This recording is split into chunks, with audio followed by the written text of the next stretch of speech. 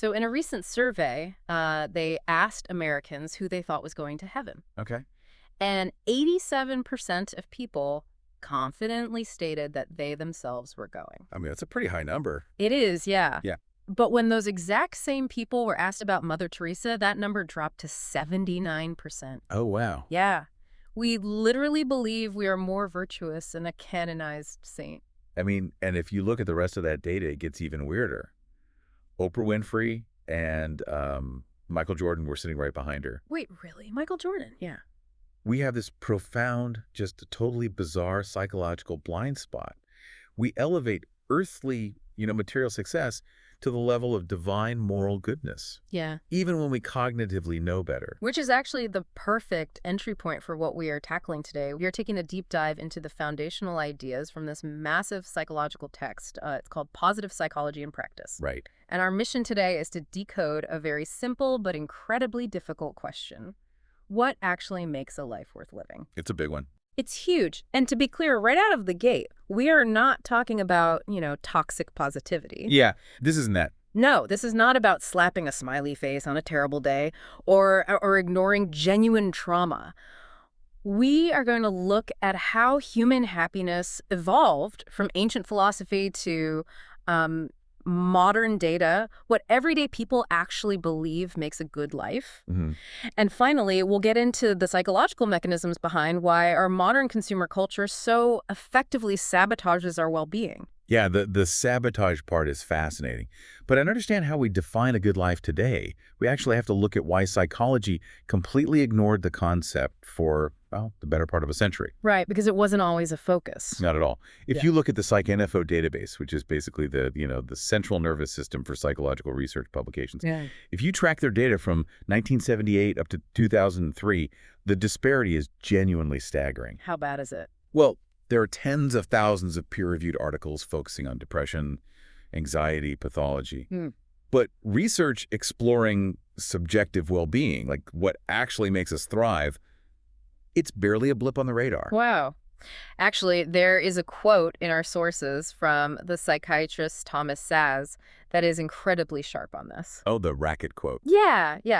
He said that traditional psychology is the racket that imitates the racket called psychiatry by focusing only on what is broken. Right. It's kind of like going to a mechanic, right? And they manage to fix your broken radiator so the car isn't smoking on the side of the road anymore. Mm-hmm. The car runs, sure, but they refuse to tell you how to actually drive it fast or how to tune the engine to win a race. Exactly. Yeah. Because that mechanic only knows how to get you back to baseline. And that's what's fascinating here is the entire 20th century medical model of psychology was built around getting a patient to zero. To zero. Yeah, zero meaning you are not displaying a diagnosable pathology. Okay, so you aren't clinically depressed. Right, you aren't crippled by anxiety. Yeah. But getting to zero is absolutely not the same thing as thriving. Right. Moving into positive numbers, actually tuning that engine, like you said, requires an entirely different framework.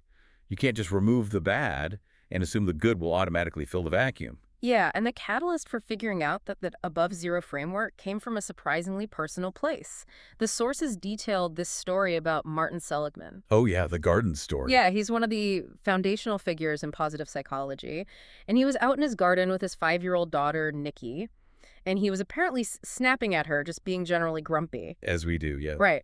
And this 5-year-old points out to him that since she had given up whining for her birthday, he could probably manage to stop being such a grouch. It's amazing. It is a profound moment of clarity triggered by a child.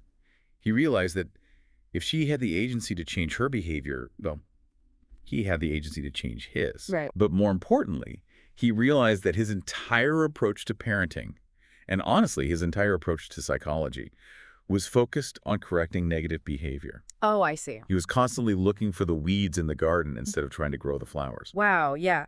Which, that begs a massive philosophical question. If the medical model was just trying to get us back to zero, did psychologists historically even believe humans were capable of going above zero on their own? That's the crux of it. Because if you look at the historical definitions of human nature in our sources, plenty of thinkers believed we were just fundamentally broken. Absolutely. You have Thomas Hobbes basically arguing that humans are naturally asocial, egoistic, and ruthless. Right. In that framework, we are just selfish consumers, and society only functions because we invent laws to forcibly keep our natural ruthlessness in check. Yeah, the Hobbesian view assumes the engine is always trying to destroy itself. Yeah. But positive psychology anchors itself to the exact opposite end of the spectrum. It draws heavily from the Aristotelian view. Okay, what did Aristotle say? Well, Aristotle argued that humans are pre-programmed with a sort of moral software. We are inherently social creatures who possess natural virtues, things like justice, courage, humanity. So it's built in. Exactly. In this framework, goodness isn't a set of external rules forced upon us. Goodness comes from actively realizing our internal nature. And that leads right into Aristotle's concept of eudaimonia, which I think is so often misunderstood. Oh, constantly. Because we tend to confuse the good life with just having a good time. Right. Like, hedonistic pleasure is easy to understand. It is eating a decadent piece of chocolate cake or getting a massage. Which are great things. They are. It feels great in the immediate moment, but it vanishes the second the stimulus is gone. Yeah. Eudaimonia is completely different. It is the act of striving for the realization of your true potential. Yeah, it is the difference between consuming an experience and building a self. That's a good way to put it. And Martin Seligman translated that ancient philosophical concept into a modern psychological framework. He did this by categorizing 4 forms of the good life. Okay. He structures it as a developmental progression. So you start with the pleasant life. This is successfully pursuing positive emotions about your past, your present, and your future. So this is very close to pure hedonism, chasing the good feelings. Exactly. But as you said earlier, feelings are fleeting. So the next stage is the good life. Just the good life. Right. This involves identifying your signature strengths. What are those? The things you are naturally adept at, whether that is empathy, analytical thinking, creativity, and then you design your life to use those strengths to obtain abundant gratification. Oh, I see. The mechanism here is authenticity. When your daily actions align with your inherent strengths, you stop fighting psychological friction. You aren't just feeling good, you are functioning well. That makes sense. And then you level up to the meaningful life, Yes. which is taking those exact same signature strengths, but instead of just using them for personal gratification, you deploy them in the service of something much larger than yourself, like a community, a cause, a family. And finally, Seligman proposes the full life, which combines all 3. You have positive emotions, you are applying your signature strengths for personal authenticity, and you are dedicating that authenticity to a larger purpose. Okay, let's unpack this for a second, because the full life actually sounds incredibly exhausting. It does sound like a lot of work. Right. Doesn't this require a massive amount of effort? What happened to homeostasis? Why isn't sitting on the couch in sweatpants with a bag of potato chips the peak of human happiness? It's coasting. Yeah. Biologically, we want to conserve energy, right? We do want to conserve energy, but biology also demands growth. Okay. Developmental psychology relies on something called Heinz-Werner's orthogenetic principle. Heinz-Werner, okay. Yeah. This principle states that all development naturally moves from a state that is simple and diffuse to a state that is increasingly complex and articulated. Humans have a biological and psychological mandate to seek increasing complexity. So the couch and the potato chips might feel safe, but they violate our need for complexity. Exactly. Think of it like playing a video game.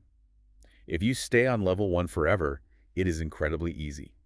That is homeostasis. That is the couch and the chips. Right, you're not trying. But very quickly, you become profoundly bored and restless.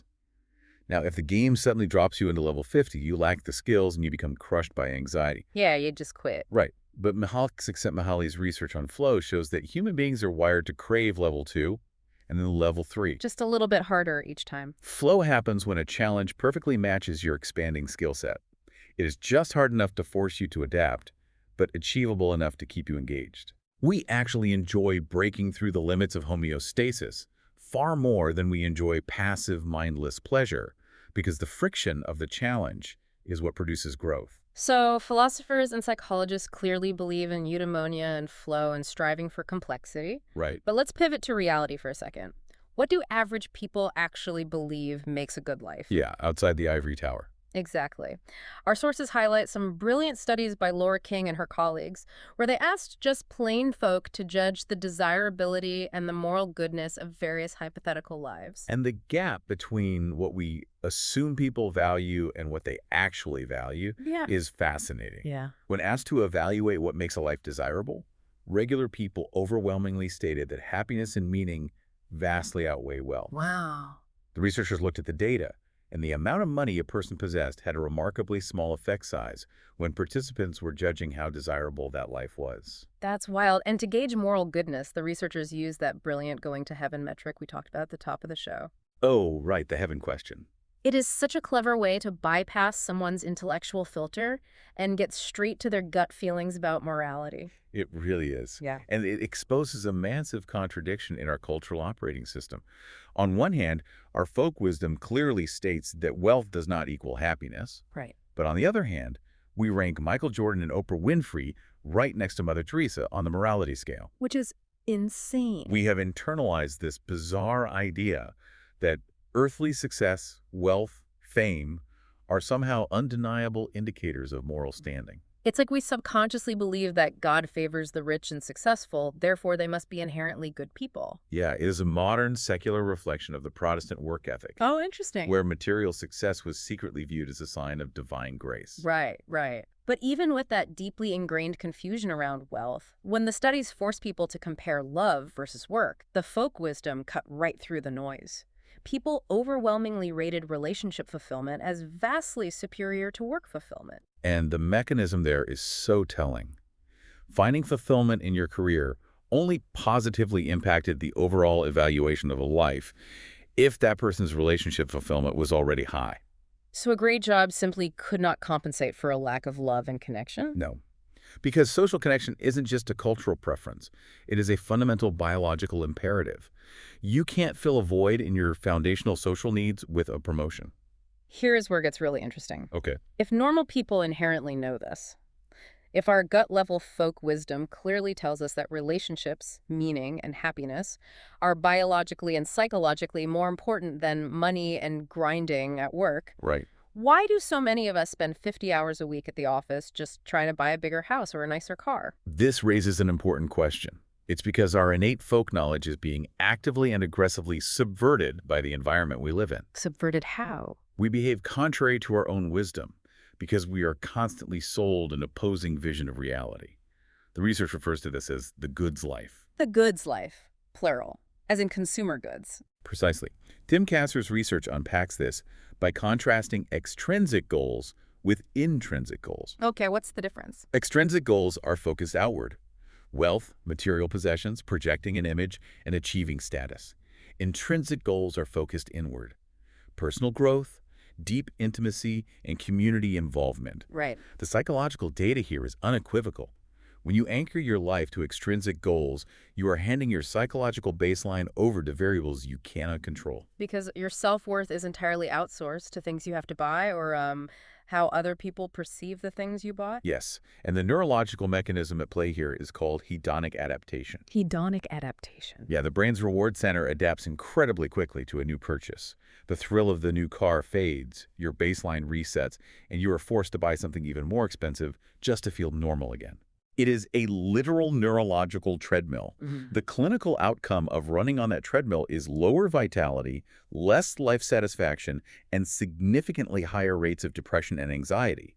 It is even linked to higher incidences of personality disorders. And marketers know exactly how to keep us on that treadmill, right? Because they don't just sell the physical product. No, never. They hijack our deepest, most basic psychological needs. The texts break these down into the needs for security, competence, connection, and autonomy.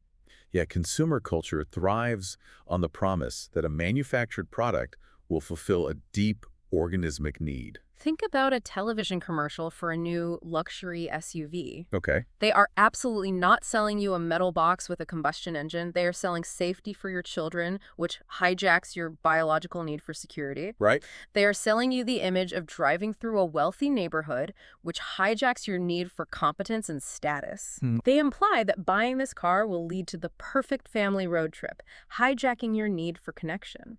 And they show the car climbing a rugged off-road mountain, hijacking your need for autonomy and freedom. It's perfectly designed. It is. They are selling a totally false bill of goods to satisfy very deep, very real psychological voids. And when those profound psychological voids aren't actually filled by the SUV, the clinical fallout is severe. What happens? We see the rise of retail therapy as a highly maladaptive coping mechanism.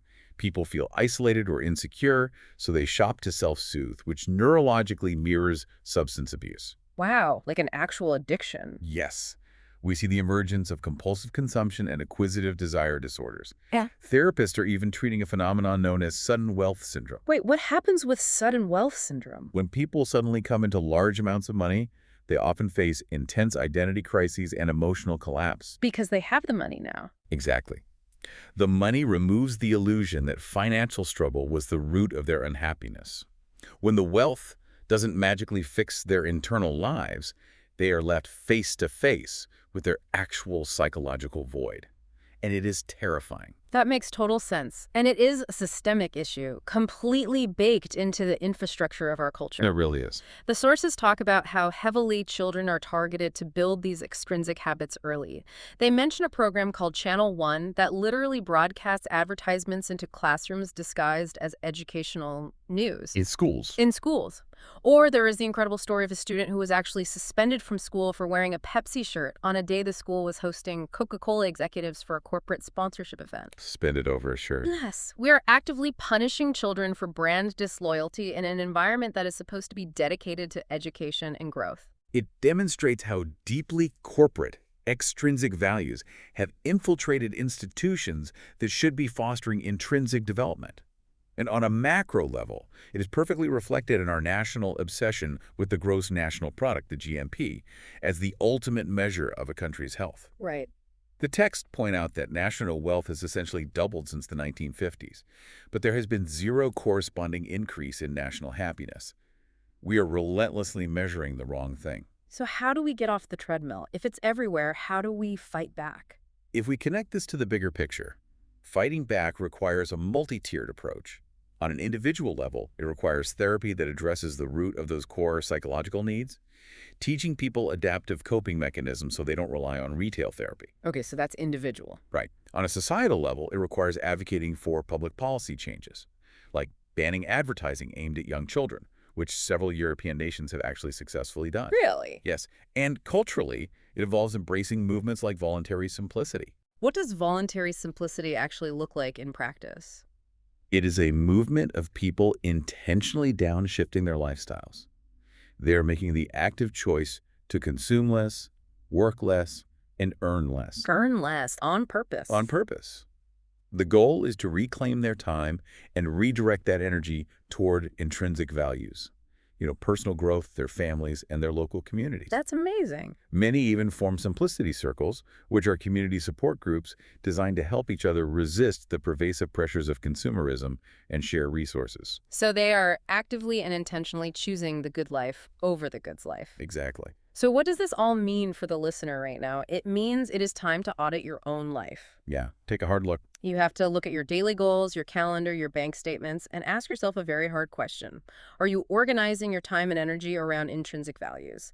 The things that actually bring biological and psychological fulfillment, like deep connection and personal growth. Or have you been hijacked by extrinsic values? Right. Are you running on the hedonic treadmill, chasing the goods life, and grinding away for status and possessions that the data clearly proves will never actually make you happy? And to take that audit one step further, we have to look at how we view our own hardship. The King et al. Chapter on suffering offers a profound insight here. What do they say? They note that true human maturity involves a difficult process called accommodation. Accommodation. Yes, accommodation is when you are forced to invent entirely new ways to understand the world and yourself after going through negative, painful experiences. It's an actual struggle. Exactly. The highest ideal of human development is not someone who has coasted through a frictionless life. It is the happy, mature person, someone who has faced genuine adversity, integrated that pain, and emerged with a complex, deep appreciation for existence. Which leaves us with a highly provocative question. In our frantic consumer culture, a culture that constantly tries to sell us frictionless happiness, instant gratification and retail therapy to numb every negative emotion? Are we actually robbing ourselves of the very struggles required to reach the highest level of human maturity?